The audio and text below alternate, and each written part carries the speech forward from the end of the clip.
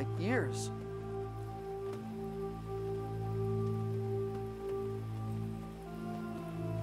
It's a funny guilt, eh?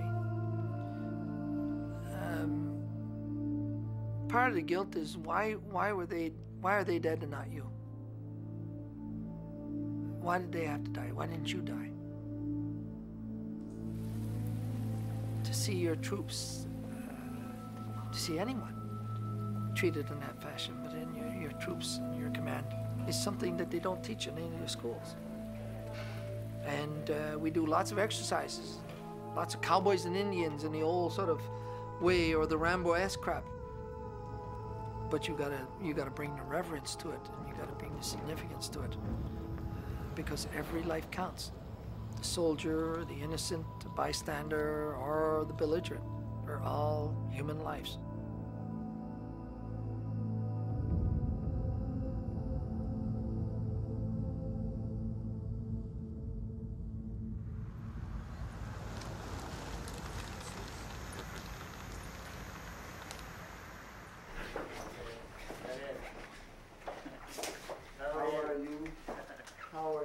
I'm very fine, thank you. You look marvelous. I'm I am okay. very How have you proud to been? see you. Better. Thank you for coming. I am honored to be with you. He has not changed an iota. Still very much in command. Still gets respect, and in an incredible fashion. 10 years later, I wanted to renew that contact, that it is a respect for the man, and I think it probably mutual. Well, first of all, the whole international system has a serious problem. It was like you had handcuffs on your arms. You know, you were tied, and you were tied as to, you know, the kind of things you have to do and others you can't do. I would put every blame on other people other than the red. I think the blame is on at that time, the UN Security Council, the members, the permanent members who made totally wrong and responsible decisions. General Dallaire was just a pawn in the middle of a very complex mess.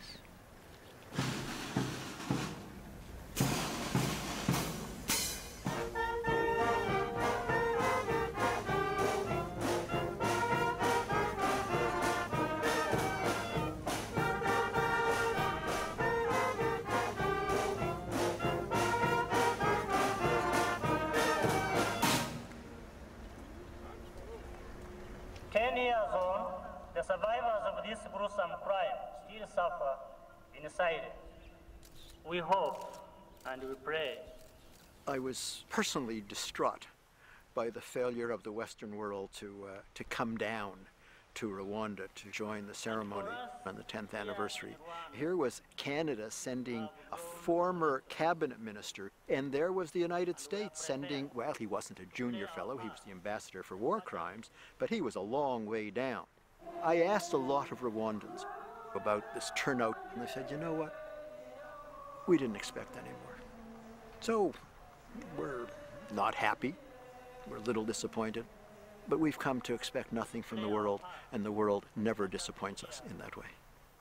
It is also the fault of those countries, the powerful countries, who are so arrogant that they can dictate what happens in every other country.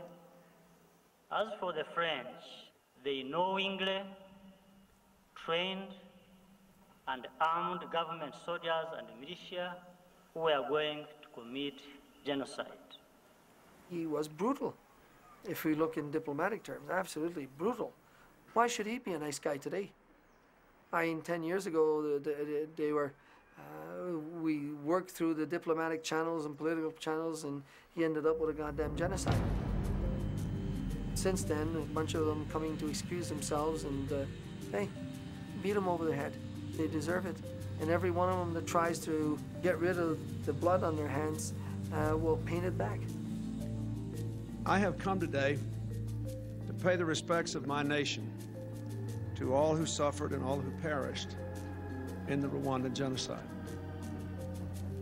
It may seem strange to you here, especially the many of you who lost members of your family, but all over the world there were people like me sitting in offices day after day after day who did not fully appreciate the depth and the speed with which you were being engulfed by this unimaginable terror. I think Clinton knew exactly what was going on in Rwanda. As in so many other things, his mind was off somewhere else at the time, and he just didn't take it seriously enough. And all this caterwauling about if only I had known, spare me. He knew.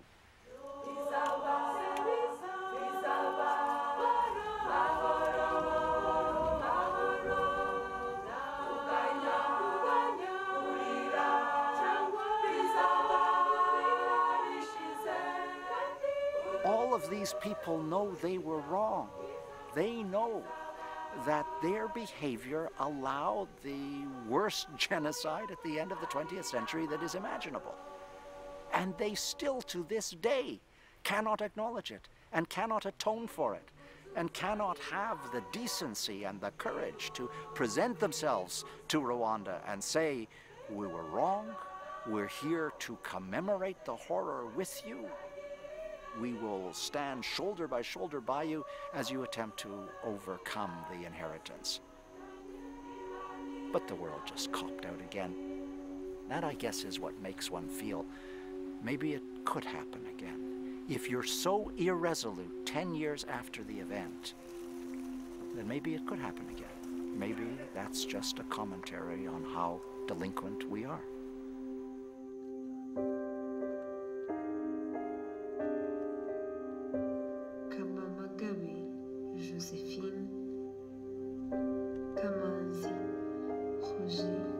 When I put the rose down, it meant touching again.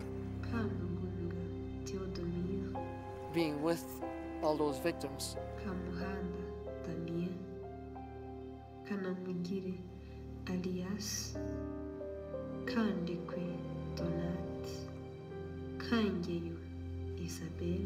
Because touching him as we were doing would freeze your hand, because the cold of death has no temperature.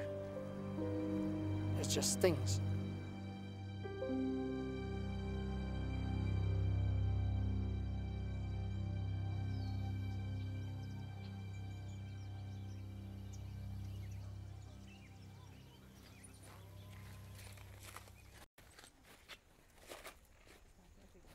Yeah.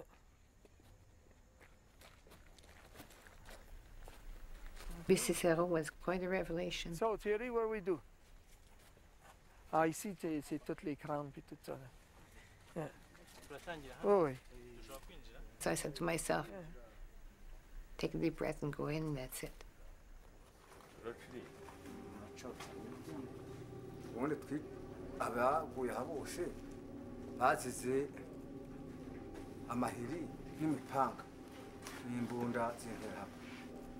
The people who died here were killed by machetes, and most of them were shot.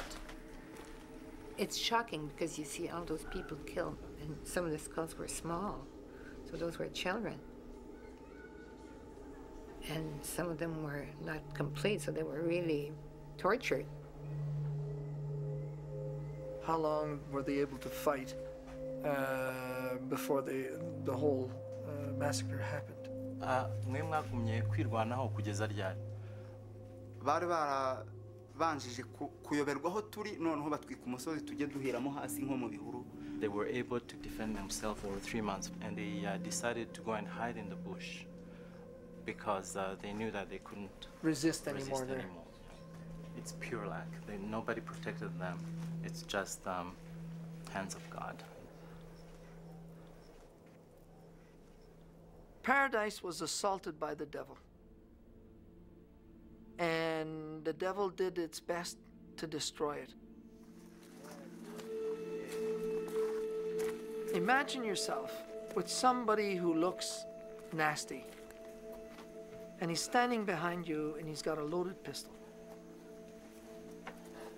And that person is telling you that if you do not commit a horrific act, he's going to shoot you. Would you commit that act?